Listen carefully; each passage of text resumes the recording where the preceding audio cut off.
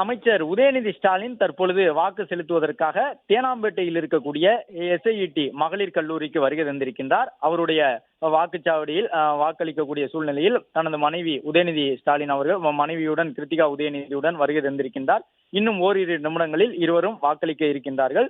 நீண்ட நேரம் கிட்டத்தட்ட ஒரு 20 நிமிடங்கள் வரிசையில் காத்திருந்து அமைச்சர் உதயநிதி ஸ்டாலின் தற்பொழுது அந்த தேர்தல் பொறுப்பாளர்கள் அங்க இருக்கக்கூடிய வாக்குச்சாவடி அலுவலர்களிடம் வாக்கு சீட்டு, பூத் ஸ்லிப் உள்ளிட்டவற்றை வழங்கி அதன் தொடர்ச்சியாக இன்னும் சற்று நேரத்தில் வாக்களிக்க இருக்கின்றார்கள்.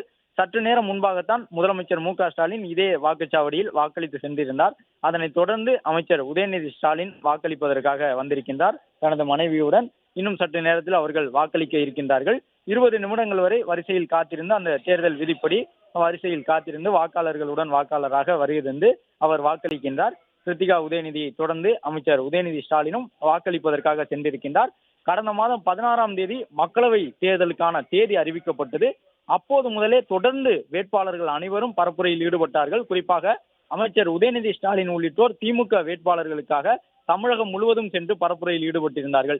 கிட்டத்தட்ட 23 தொகுதிகள் வரை திமுக நேரடியாக போட்டியிடக்கூடிய சூழ்நிலையில் திமுக போட்டியிடக்கூடிய தொகுதிகள், கூட்டணி கட்சி போட்டியிடக்கூடிய தொகுதிகள் என்று கிட்டத்தட்ட 15-20 நாட்கள் திமுக சார்பில் தீவிர பரப்புரையை மேற்கொண்டிருந்த அமைச்சர் உதயநிதி ஸ்டாலின் தற்பொழுது சென்னை தேனாம்பேட்டை SIET கல்லூரியில் தனது மனைவி கிருத்திகா உதயநிதியுடன் வருகை தந்து வாக்கினை செலுத்தி இருக்கின்றார். வாக்களித்து முடித்த பிறகு உற்சாகத்துடன் தனது வாக்கு செலுத்தப்பட்டதற்கான அடையாளமாக இடதுகை ஆட்காட்டி விரலை தனது மனைவி கிருத்திகா உதயநிதி அவர்களுடன் இணைந்து அங்கு இருக்கக்கூடிய ஊடகங்களுக்கு முன்பாக இருவரும் வெளியே காட்சிப்படுத்தி இருக்கின்றார்கள்.